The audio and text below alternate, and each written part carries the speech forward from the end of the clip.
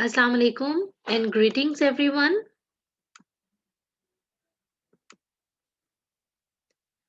I'm Miss Mehwish David, a PhD scholar from Reproductive Physiology Laboratory, Quaid-i-azam University. And the topic of my research article is evaluation of environmental effects of heavy metals on biochemical profile and antioxidant stress among children living at brick-kiln sites. Starting with the introduction of my topic, we know that Pakistan is the third largest brick producing country after China and India because it produces around 45 billion bricks per year. And on the global scale, Pakistan produces 3% of the bricks that are produced.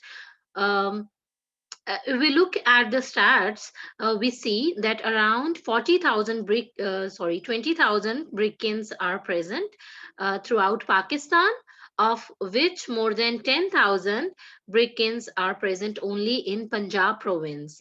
Brick kilns emit a large amount of pollutants into the environment that affect basically negatively to not only on the environment but also the other living forms, including the plants, animals, as well as the local residents, or you can say the occupational people that are working at the brick-in sites. uh, Heavy metals are also the major portion of the industrial wastes of brick-in. The major heavy metals, which are includes the chromium, cadmium, nickel, and zinc, and they impart adverse actions not only on the humans but also on the environment. So, studies have suggested that children which are living at the brick-in sites, they are at increased risk to the exposure of environmental pollutants, because it may affect their growth and their certain normal functions, or you can say the normal physiology. So the statistical analysis has shown that the total number of girl labor in province of Punjab is around 57,679, whereas the number of boys, um, children that are working at as a labor is 69,100. As we know that the heavy metal may affect the children growth by affecting their hypothalamic pituitary and somatotropic axis. Therefore, the present study plans to evaluate the hazardous effects of heavy metals that are emitted from the break-ins on the child health by considering their blood profile, antioxidant enzyme status of the body, induced DNA damage, somatotropic and stress hormone concentrations. Moving towards the materials and method, this slide shows the area in which the sampling was conducted, and the area that was taken, its imagery has been shown. It is Rawat, which is present in the district Rawalpindi, and around it is included in the Potowar region. Around 108 brick-ins were present here, and only 25 brick-ins owners agreed to participate in the present study. Um, among the participants, brick-in children that were aged between 4 to 17 were selected, and a total number of samples for the present study included were 232, and they were divided into two groups, the control group and the exposed group. The exposed group included the children that were living at the break-in sites, whereas the control group included the children that were living in the same district but they were living far away from the break-in sites.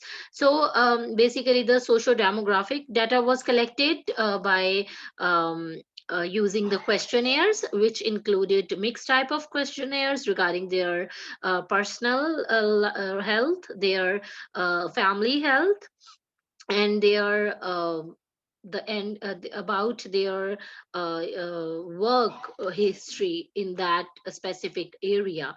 So after collecting the socio-demographic data, or after filling of the questionnaires, blood samples were collected with the consent of either their parents or the children itself, and the plasma was isolated and was collected after centrifugation, and later it was stored at minus 80 degrees C until further analysis were made. So the major parameters that were studied in the present study include the age difference that was measured among the two groups, body mass index was measured, atomic mass spectrometry was carried out for the qualitative analysis of the heavy metal burden in the blood. Hematological parameters were studied, as well as the comet assay was conducted to see the DNA damage in the blood. Further, oxidative stress profile was measured by measuring the levels of catalase, peroxidases, and sodium dimutases, as well as the levels of oxidants, that is thiobarbituric acid reactive species and reactive oxygen species levels were measured. ELISA was conducted for cortisol hormone and growth hormone. And now moving towards the result, the first figure shows the area distribution of the children that were living at the break-in sites, because we selected a site that was quite close to the capital city of the Pakistan. Therefore, it included the people from the wide variety of areas, of which around 24% people belong to Fata, the other 10% belong to Lala Musa, Mardan, Peshawar, Charsada, Lahore, Karia, Tharlai, and others. Moving towards the result of the table one, you can see that not much difference in the age was present. However, the significant decrease in the BMI was recorded. Similarly, the results of the hematological parameters show a significant decline in the level of um hemoglobin, the rise in the WBC that indicates the increase in the infection among the exposed individuals. Similarly, as you can see that the table 2, where the heavy metals that were detected in the blood of exposed children as compared to the control ones was measured, their levels were quite high, and these metals included the cadmium, chromium, nickel. And because they are heavy metals, they are definitely um, imposing their negative effects on certain body physiology reactions. So the table 3 is showing the comparison of levels of antioxidants and oxidants. You can see a rise in the reactive oxygen species in the exposed group was quite evident, whereas the decline in the level of all the antioxidant was quite evident. If we move towards the result of the hormone ELISA, you can see a significant decrease in the growth hormone was reported. And similarly, the cortisol levels, which is also the stress hormone, so its level were quite increased in the exposed children. That might be due to the increased level of heavy metal burden in the blood of these individuals. If we look at the results of the comet assay, you can see decrease a decrease in the percent DNA in the head region was evident, whereas the increase in the percent DNA in the tail region was evident.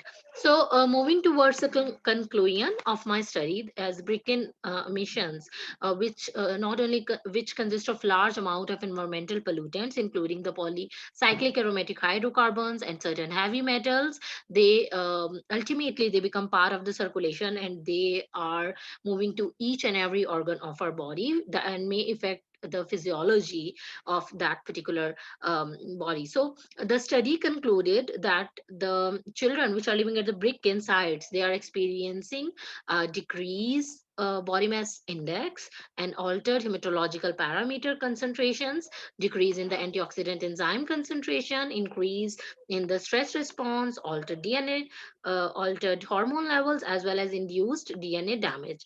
Now, we know that when the HPA axis is disturbed, it definitely affects the HPG axis. So here the study or you can say it can be suggested from the present results that the disturbance of the hypothalamic pituitary adrenal axis may affect the um, hypothalamic pituitary gonadal axis, and therefore it poses a risk for the normal pubertal development as well as for the reproductive health. Thank you so much for your attention, and here I will end my presentation. Thank you.